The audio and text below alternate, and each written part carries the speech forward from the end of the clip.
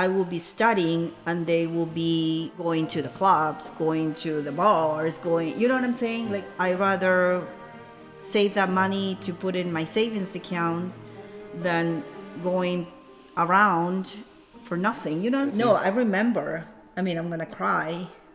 I remember, oof, he got so sick.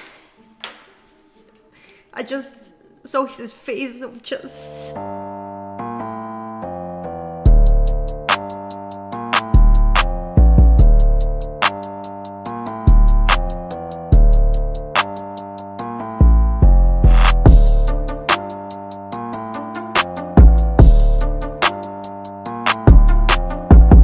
How's a water buffalo?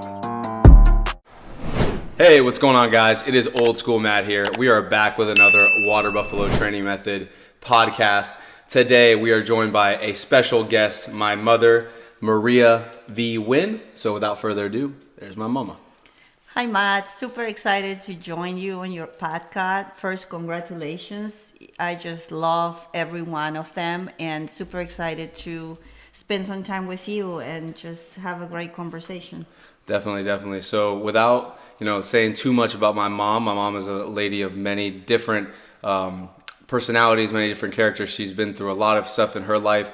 So just a little bit about yourself, Mom, if you want to tell everybody out there who you are, what you do, and where you're from, and maybe a little bit of a summary of your total character.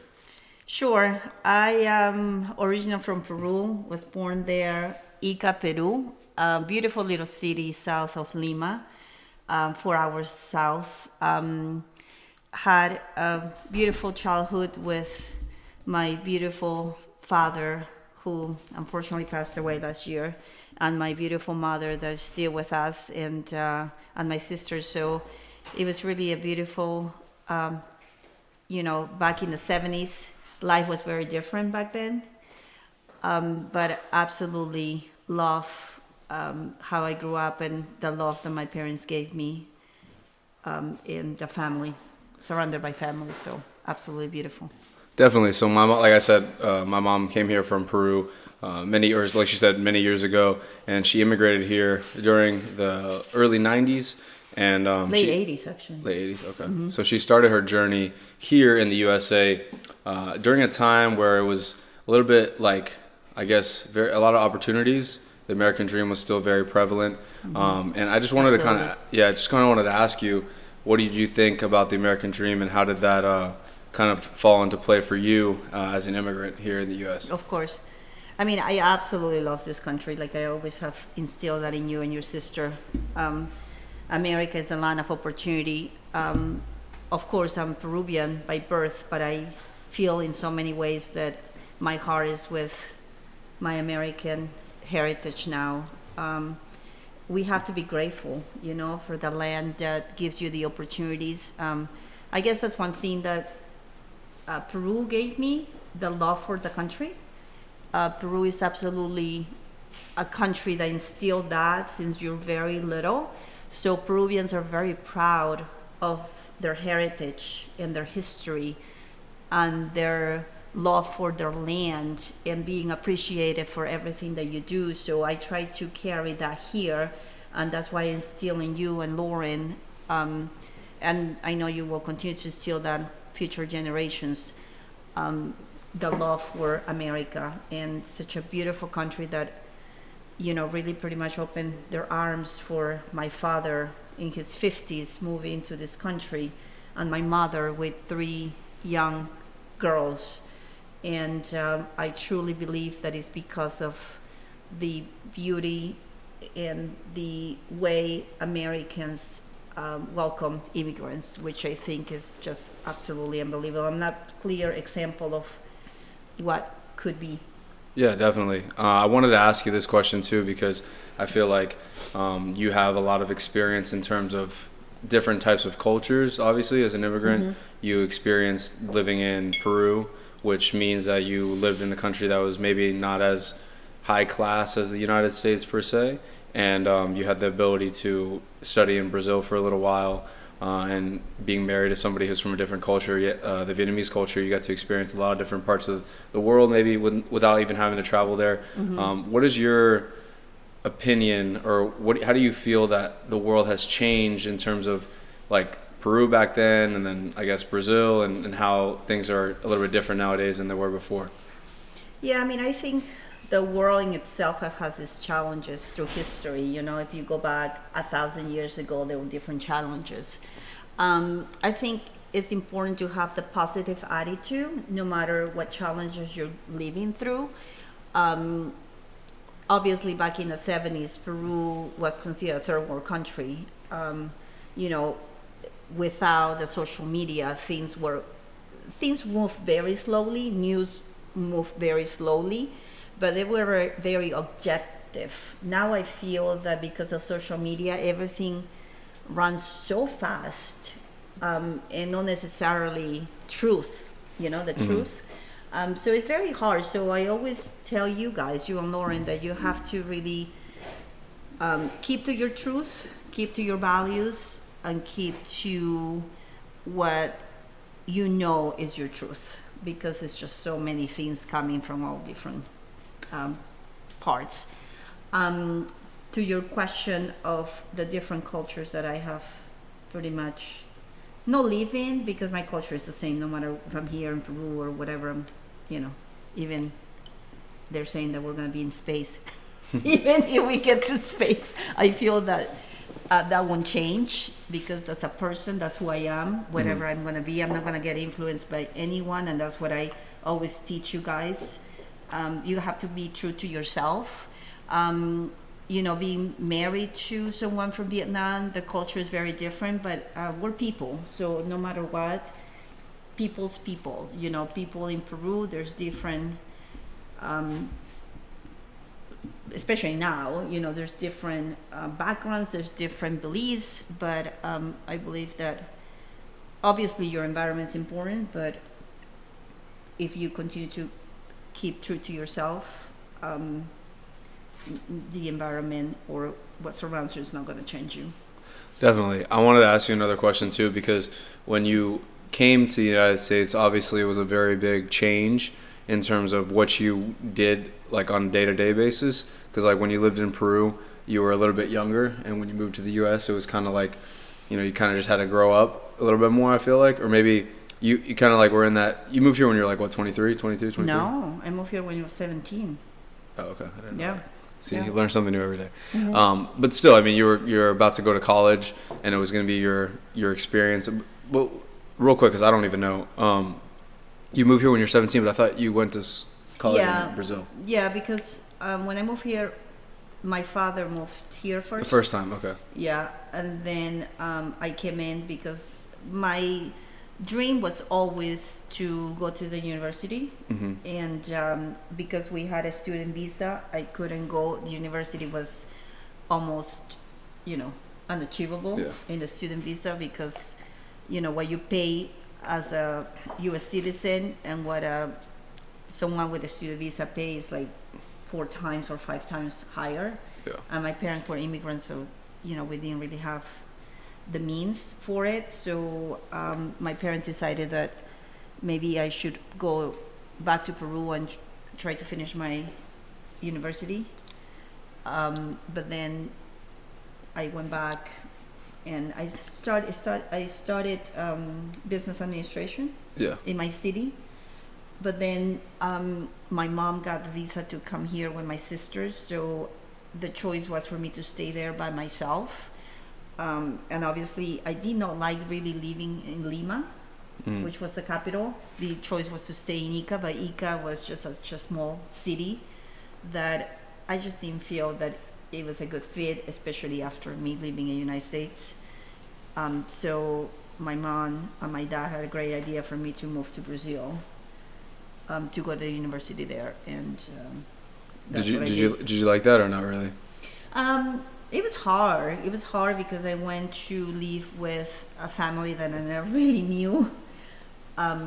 Beautiful people. But I really didn't know them. I didn't know the language. I didn't know the culture much. Even though it's in South America, it's a very different culture. But I'm always a very adjustable person. So I I did the best of it, of the experience. I learned Portuguese. And I feel that as an individual, every learning is a learning opportunity. And I did have a great year. I was there actually a little over a year. I studied very hard. I pretty much became what's it called when you know how to speak the Fluent. language? Fluent. Yeah, fluent, and writing and everything. And I did vestibular is what it's called. It's a big exam that you take to from high school to go to university, and I passed it, which was amazing. But I was going to be in a different city, so the choice was for me to live by myself again in a different city that I really didn't know anybody. And thank God by then my dad was able to help us for me to go to the United States again. So when you first moved to the U.S., did you think that it was easy over here, or was it a little bit more difficult in terms of the things that you were doing and the way you live life when you first moved here, the second time after when you first got here after Brazil? Yeah. To be honest with you, I was so grateful and I was so thankful to God that gave me the opportunity to move to this country. America is the greatest country in the world, and I have to tell you with all of my heart because that's how I feel. And just to be here was such a blessing and such a how could I say? I just felt so grateful that I had the opportunity to move here, and my parents both were here. My sisters were here, and my cousins who were really fantastic to helping us, to kind of settle here. And I was just so grateful. I mean, we had so many challenges, but I wasn't even looking at them as challenges. I was just grateful for the opportunity I had. Definitely. I wanted to ask you too, when you first moved here, you started at Palm Beach State and then you went to FAU. What was it like going to school here for the first time, like in college? Well, when I first moved 2017, I went to the English school to learn English. I wish I would have known, but again, we didn't know anything. And there was no internet back then, so you kind of learn as you went. I wish that I would have known, so I could have gone to high school. Yeah. But I never did. I mean, even though I graduated from high school in Peru, but I think it would be a perfect. But you know what? I'm a believer of destiny, and I guess that wasn't my destiny back then, because if I would have gone to high school, maybe things would have moved quicker than what I would have wanted to. But I guess I take everything as a learning opportunity. So when I first moved to the when I first did the in 2000, no, sorry, I was 17 years old. I went to the English school. And then when I came back, I had to learn. I mean, I already knew English, but I needed to strengthen some of my, basic. And then I was waiting for my paperwork because, again, the university was going to continue to be very expensive. So I started going to the English school for another probably 6-7 months, and then that's when I started. Palm Beach State, it used to be called Palm Beach Community College when I was able to afford the high tuition. Got you. And you backtracking to when you went to that English school, did you know any English back in Peru when you first Yes. Yeah.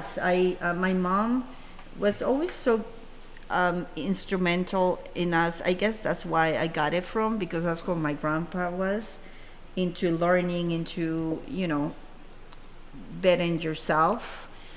And she put me in the English school since I was probably 6 years old. Okay. So we had a neighbor, a sweet little lady that used to teach kids English, and I used to go there every afternoon. And then as I grew older, my mom put me, I'm going to take my glasses now, it's kind of giving me, Headache. yeah, because I only use it for reading. Okay. Yeah. So my mom put me, I must be 11, honestly, into the English Institute in Ica. Mm-hmm. And I went all the way. Every single day I go myself in a bus. Mm-hmm. I will ride whatever time, I don't remember how long it was. I will go to the classes, and I will go back to my aunt's boutique. She used to have a clothing store after, and then my mom will pick me up at night. Okay. And I will do that every single day after school. Okay. And I did that for 5 years. So you weren't, when you first moved here, you didn't have any sort of like, you weren't scared or anything like that to get involved in the English culture? You didn't feel like nervous or anything like that? Or? No, because I knew, and I went all the way. I became a teacher in the institute. Okay. I must be 16 when I was a teacher. And that was available for anybody or just people who had money? It was an English institute. I mean, it wasn't outrageous expensive. I just always, I don't know, for some reason, I don't know, I guess, again, destiny. I believe in destiny. And God putting you in places for some reason, you know. I don't know, I just had the affinity, you know, when kids do sports or do other things, for me was learning English. And I finished everything. It was different levels. I mean, all the way, like big time levels. Yeah. And they were actually American guys, or American teachers. Yeah. I did all the levels, the highest levels, graduated with whatever, you know, they gave you ranks, and that was the highest rank or whatever. And then I became a teacher at 16, which is unheard of. Yeah. And I worked there for a year. Now this is the question. And then when I went back, you remember when I went back after I was here, then I went back and worked another year there as a teacher. I wanted to ask you, kind of that was kind of leading up to this question, because a lot of people, when they come to the U.S., this is kind of like the topic of the video we wanted to kind of get to, was that they struggle as immigrants, and you know, as an individual who's done pretty well for herself, you know, working 25 years in a company, doing extremely well for herself financially, and just being a great overall person. A lot of people, when they come here, they make, you know, kind of like make excuses maybe, or they kind of find the easy way out of things, and they get stuck in poverty, or they have trouble to succeed while they're here. Would you say that it was because of your opportunities back in Peru, or do you think that it just has to do with your ability and your drive to want to do things? I honestly think everything, that's why I'm such a big believer of individualism. I don't think that, I mean, believe me, I went to an English school where they weren't the best. I'm not saying the best people, because there's different levels and different levels of economically, you know. But I always surrounded myself with people that had their drive, no matter what economic situation they were in. Because, I mean, I always tell you guys, I was poor when I first moved to this country. Like, if you look at my tax returns, as a poor person, I was like, and I never got any help from the government, thank God. I didn't have to, because I worked very hard. But what I'm saying is I was poor. I was, you know, look at my tax returns, whatever, 1993 or whatever, probably a poor immigrant. But I didn't let that. Well, I was going to say, Abuelito, I would say, and Abuelito and Abuelita, I would say, their economic status in here versus Peru would be night and day. It wasn't like they were probably considered lower mid class as here. When they first moved here, lower. No, lower class. I'm talking about at the end of their life. Yeah. But when they first moved here, they were poor. You know, that's just reality. If you look at their financial situation when they first moved here, and they had an amazing life in Peru, an amazing life. But unfortunately, because of government and because of corruption, our country destroy our economy and destroy our values, because, you know, Peruvians are very strong with their values, but pretty much destroy my father's life. And that is one of the reasons, again, that's destiny, one of the reasons that we moved to this country. My father has so many failures back before he was 53. And he raised, every time he raised up, because of his hard work. So I guess I got that from him. Okay. Yeah, for sure. So when you moved here, were there other immigrants? Because like I was talking about earlier, I think a lot of people, not that they have excuses, but there's a lot of people that, well, they do, but there's a lot of people that come here as immigrants and they kind of get stuck, maybe at the poverty level, poor level for a long time. And they don't, it's obviously it's very hard to become, like the guy who created the hot Cheetos, he was an immigrant. Yeah, that's very difficult, and that's probably not going to happen. One in a million. Yeah. But there's, there's a lot of people in the middle that make, a decent salary, like yourself, that can sustain yourself. You have a house, you have cars, you have family, you're pretty much can, if you want to go somewhere, you'll be able to go. A lot of people as immigrants, they don't ever get to see this, and they just come here and they live, in the mid to lower income households for the rest of their lives. I know obviously being here is probably a lot better than the countries that they lived in, but when speaking to others or just speaking as an immigrant yourself, do you think that it's still possible? And back in the day, because I do feel like economic mobility might have been a little bit easier back in the 90s. Yeah, good point. But do you think that, was there still people back then that were like, I guess making excuses for not being at where they're at? But I know what you're saying. Don't take this away from what I'm saying. I think that even if you move here now, you can, and you're poor, you can still come up and rise up and be, make a lot of money. I agree. I don't think it's that much more difficult now than it's probably harder now. But to your point, but you have more resources now. Yeah. Like it's probably harder in terms of like being able to establish yourself like in the workplace and in, starting your own business in the community and stuff like that. But it's easier because there's the internet, there's so many books, online resources, networks that you can be a part of that you can, it makes up for the difficulty. But what I was trying to ask was there people back in the day, when you were in those classes that were saying like, oh, it's impossible, we're not going to be able to be anything, Sure.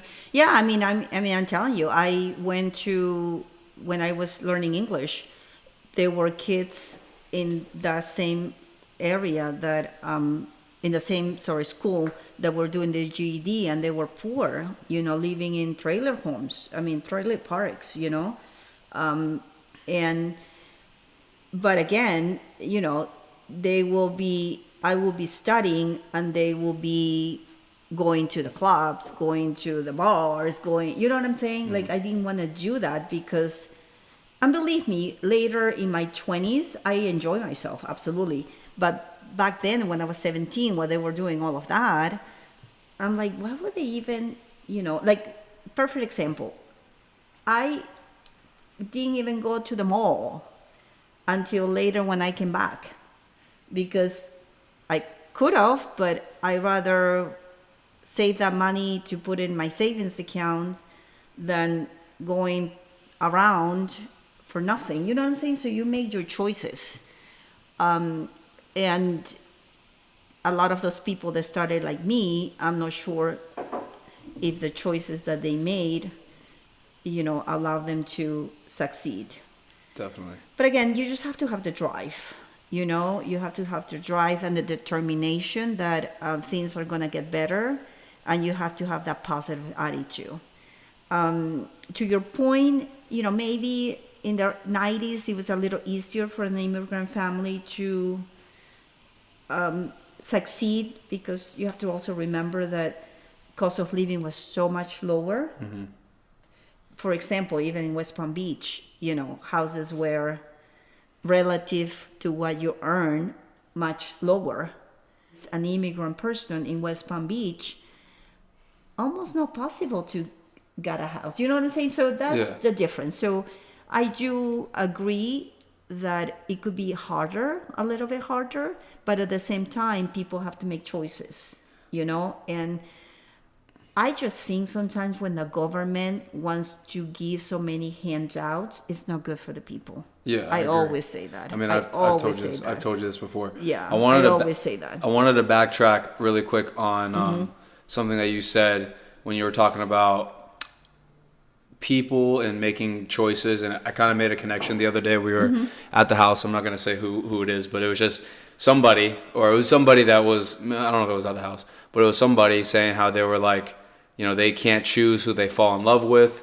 They can't choose, you know, what they do and whatnot. But I wanted to talk to you about this because it kind of falls hand in hand with the decisions that you make. And I think you made a good point.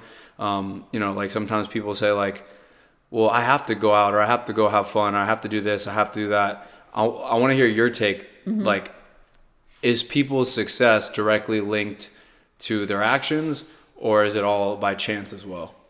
Like, because I mean, it's a combination, you know. I think that, believe me, it wasn't easy for me at 18-year-olds, you know, at 18, when I moved back here at 19, work at a hotel where everybody else will have fun. And, you know, I had to go to school. I had full-time. I had to work full-time. It wasn't easy, but that was what I wanted to do with my life.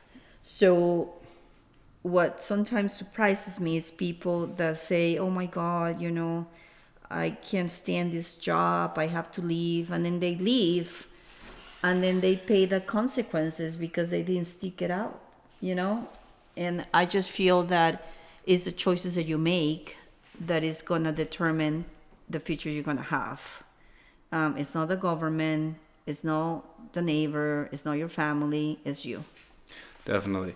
What advice would you give to people maybe that are making bad choices like that? Like, did you ever talk to any of your friends like, hey, I remember you used to have a friend who you guys used to hang out together and whatnot. Well, it could be many people. I'm not gonna say anyone's name, but you used to have. Did you ever like motivate your friends like, hey, maybe we should stay home, or maybe we shouldn't do that, or what was it like? I'm just curious because nowadays with social media, sorry to interrupt you. Yeah. Nowadays with social media, sometimes it's a lot easier for people to like link up and go out and like do things, and everything's so quick, like you were saying. Sure. But back in the day, I feel like maybe it was a little bit more like plans were a little bit more intimate. So like when you did something, it was a little bit more like of a big deal sort of thing. Sure. But did you ever, you know, tell your friends like, hey, I can't do that because I'm busy, or how did it go for you? Like, what were your... I mean, I always have my priorities straight. You know, I am a big believer of giving your advice to people that want to listen to.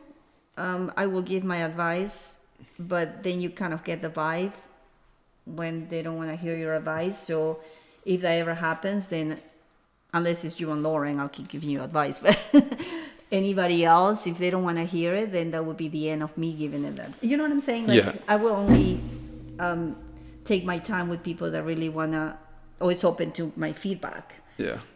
So, you know, back then, believe me, I had my fun, you know, in my 20s, and, you know, I was already working full time, and, you know, I will go and enjoy time with my friends and with your dad, and because it is important, it needs to be a balance of, you know, working and hustling, and also, you know, enjoying your time, because life goes very fast.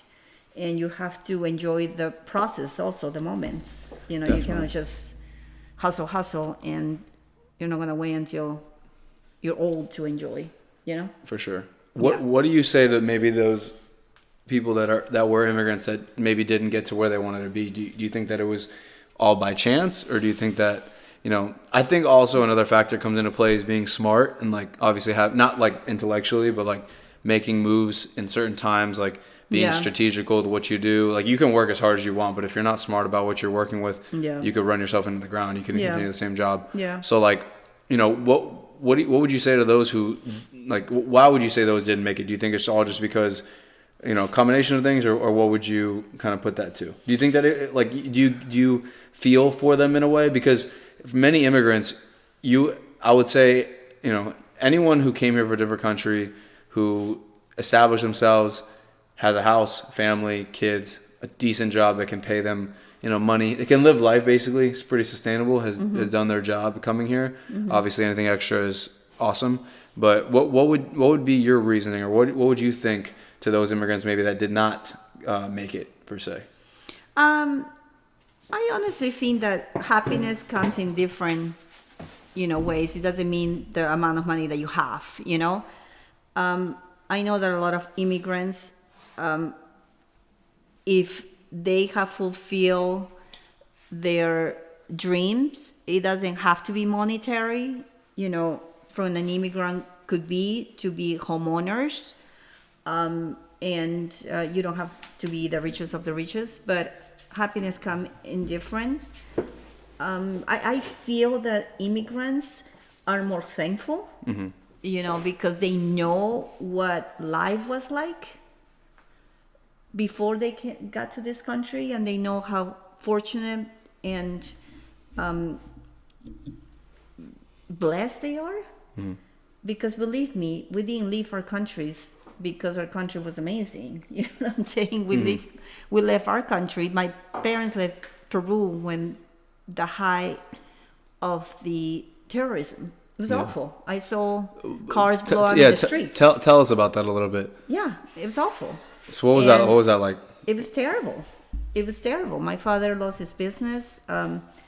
They will do a lot of damage to the business owners. You know, a lot of them were asked for coups, which means that you have to give them a certain amount of money monthly for them to make sure that they don't destroy your business. So that's not a way to live. Yeah. There used to be a joke in the 80s in Peru that, and all of that was because of one, you know, bad government, and that's all it took. It's always like that, I guess, in every country. It used to be a joke that in the airport in Lima, there was a switch, and they say, please, to the last Peruvian, make sure you turn off the light. I don't know. Why? To save money? No, because everybody was leaving Peru in the 80s. So because everybody was leaving, they're saying to the last Peruvian that leave, please turn off the light, meaning that it's over. I understand. Yeah, so that was a big But joke. I guess I don't really understand the true, let's say, process of immigrating. Obviously, I was never an immigrant, but I do kind of put the pieces together. Like I said, let's kind of look a little bit more into the terrorism in Peru. What caused that stuff? Do you know? Bad government. Yeah. Bad government and... Was it the influence of socialism from Venezuela, right? Or? No, Venezuela was an amazing country back then. No, that has to do with the uprising of hate of the Indian communities against there's always, you know, hate. Yeah. And when a government incites hate, that's the result. What do you mean Indian? Like the Incas? Like Abuelitos people? Yeah, like the Indian communities. You know how I mixed? You know, my grandfather's part of the lineage is from Spain, and some of my family is from the Indians, Incas. So those communities were organized by organizers. You know, like what would it call nowadays? Like militias? No. Organizers. Oh, like activists. Activists, exactly. And they will go to these communities. They will try to uprising, and they became the people that wanted to be against the institutions. the citizens. Yeah. And that's how it starts. And it never got it got bad? Oh, it got terrible. Like people would get killed? Oh, of course. That's why we moved to this country. It was terrible. It was used to call Sendero Luminoso, Shining Path. And they thought that they were doing good for the people.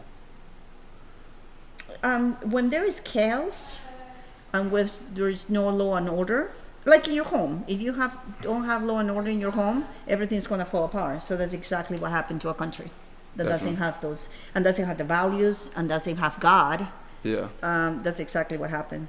How was the Catholic community during that time? Were people starting to exodus from being Catholics? No. Thank God. I don't know how Peru is now, but our faith has always been very strong, and I pray that it will continue. Not sure now with the social media and all of this. But Peru, especially in the 80s, they had we were very strong in our faith. If you had to choose one, I guess, time or one period where it was the toughest in Peru or in, like before you moved here, what would you say? It would be when Abuelito Jorge lost his business, or was it before then? What was the toughest period, you would say, for you? When we were young, especially me, my father was very well off. Mm-hmm. He had great businesses, great, life. I remember my parents going to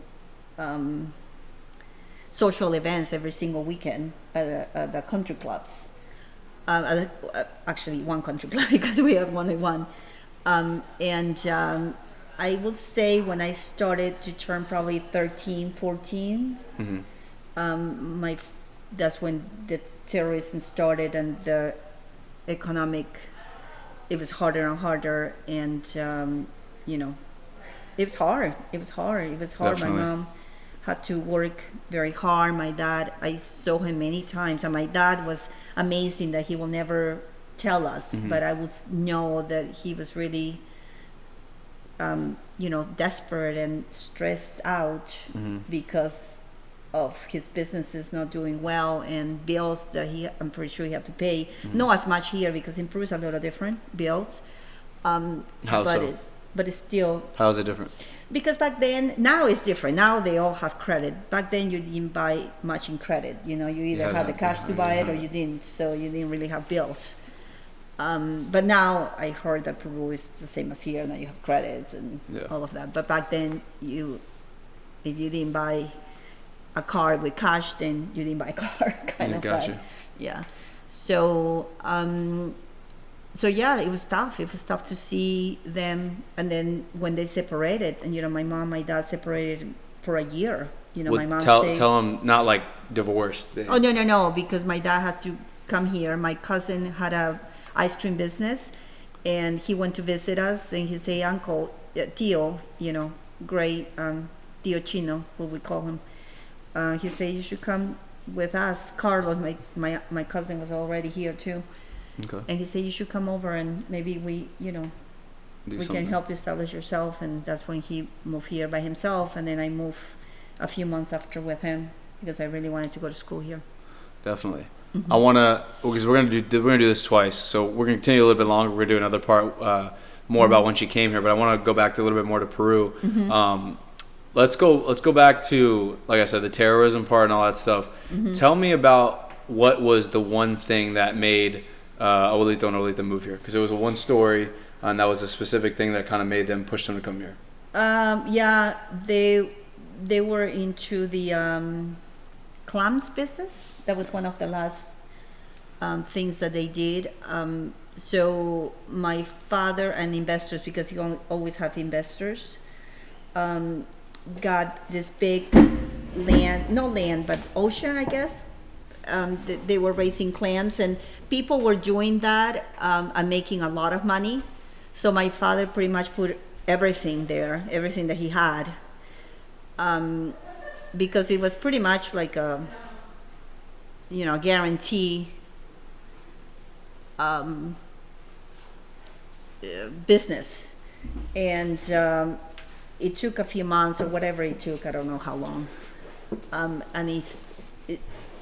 because of the political, tumultuous,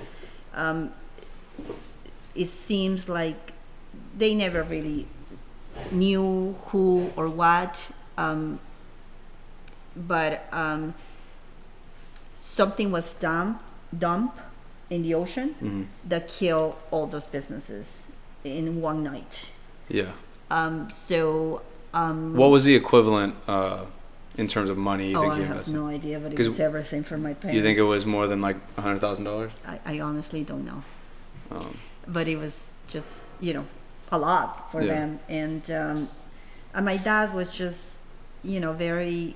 Was he mad after that? Like, do you remember him being mad, or was he more He was just a special man. He didn't care? Was just... No, it's not he didn't care. But he was just such a positive, beautiful, kind soul. that I don't think I ever seen him upset, to be honest with you. Maybe only one time when you tell me that you and Lauren were driving him crazy and he turned around and say, "Stop!"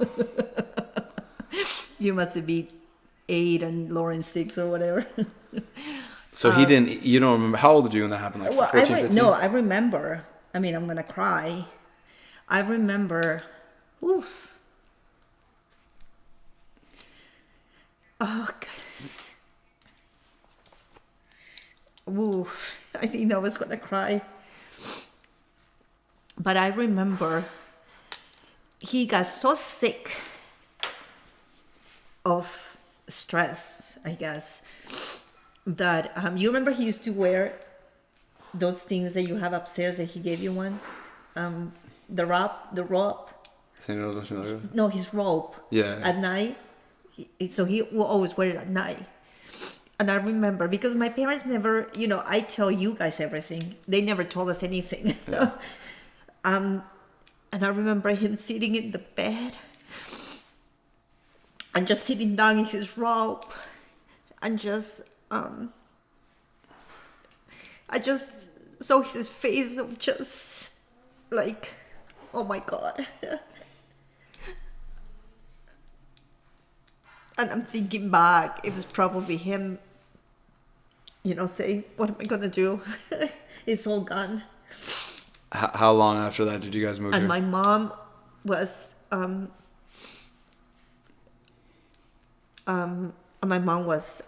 just, like she's always there. Yeah. It's just standing there. Yeah. And I don't think I'll ever forget that. How old were you? That vision.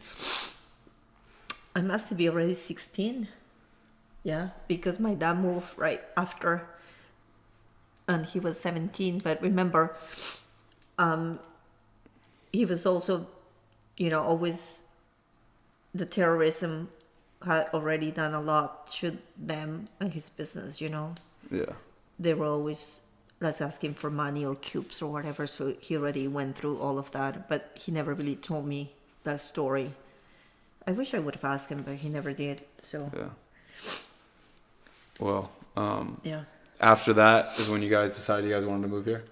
Yeah, that's when my dad he'd probably say, I had enough. Yeah. I need to find a new life. New life. Yeah. And he was 53. Yeah. And you moved back over here. Yeah. Starting over, basically. It's starting over with nothing. Yeah. I mean, the only thing they had, thank God, was their home over there. Yeah. That's what I always tell you. You have to have your house. Definitely. We'll close out this part for part 1 of this amazing story. Mom's got a lot of different things she can tell, a lot of different stories, and it was a great little episode of a podcast. We'll probably do this more often if we can get this linked in right. My mom's got a lot of good insight, and I love to speak to her. I love to talk to her about these things. And, real quick before we close out the podcast, just more about, like, people, because like obviously that story is an amazing story, and the fact that he came here and did what he did, even though he wasn't the richest person here, not even close, but he was happy. Yeah. And that's sometimes you can buy happiness. He was happy, and at the end of the day, that's what life is all about. Definitely being happy. do you think people out there that maybe are in the same situation in terms of like just moving here or having parents that are immigrants? Because I feel empowered every time I talk to you, Abuelita Noy, Abuelito when he was alive still. I feel like it's my obligation to become the best person I can become. Do you have any words out there for people maybe that are struggling maybe a little bit? And I grew up good. The majority of my life we had certain falls, but we were never too bad with money. We were always good. But there's even people out there that might have been in a better position than me, or maybe a worse position than me as like a kid from immigrant family, that maybe they feel like they're held back by the fact that their parents are immigrants, or they feel embarrassed or whatever. Yeah. What's your message towards those people? But I have to tell you, Matt, looking back, even though we we were never rich, but we were able to provide to you guys. But thinking back, and just today I cleaned up the house and took a lot of things. You and Lauren were never just lazy, you know? Even though you had, I mean, I'm not talking about everything, but everything that you have, I feel, and Lauren have is because of your hard work. And that's what I'm very proud of. You know, you can never say, oh my God, you know, like even with your schools, I mean, you guys have done whatever, everything because of scholarships. So that's a huge fulfillment for me and for your dad to know that what we have instilled in you guys is absolutely paying off, because Definitely. you and Lauren are not just going and we're paying for your stuff. I mean, you guys are working extremely hard for what you have. Definitely. You know, so obviously, you know, we provided for you, and every parent should provide for their kids. But you guys never, even when you guys were little, you know, always work hard. Yeah. In definitely. everything. So please, I want to make sure that you know that what you have accomplished and what Lauren has accomplished is because of your hard work. For sure. And because, you know, you guys have gone to school pretty much in scholarships because you guys study 3 o'clock in the morning. Well, so it's important. Don't be lazy, right? Is that Yeah, absolutely. Get up, So do you were something. asking me about what advice, right? Yeah. The advice that I will give is self-pity. Never self-pity. That's one thing that my parents never instill on us. Oh, poor me. Because first, nobody cares. And second of all, it's not good to have that mentality. You know, things have happened, believe me, things that happen in my life that are rough and tough. You may never know, you know, because I only say it in private to my kids or my husband, because you know me, I'm not very out there. But I don't self-beat myself. I pick up where I left off and keep going. Definitely. And I think that is the difference between someone that continues to live in, you know, backwards. Yeah. You just have to keep going. You can't feel sorry for yourself. You can't expect somebody else to help you. That's why, to me, even though team is so important, individualism is absolutely Necessity. yeah, obviously, and you have to be surrounded by good people. Yes. Absolutely. Yeah. Anyways, we thank you guys for watching. This is going to be part 1. Who knows how many parts we do, but this is my mother. I love you. Love you. This has been a lot of fun, and we'll see you guys on the next one. Love you. Hey guys, thank you guys for checking out this video. We're so grateful to have you here on our YouTube channel, so make sure to check out all of our other videos ranging from a variety of different type of podcasts to our Buffalo barbecues. Check out our YouTube channel for constant updates on all the stuff that we have going on. You can also follow us on social media like Instagram, TikTok, and Facebook. So check us out there. Water Buffalo Training Method, we're out.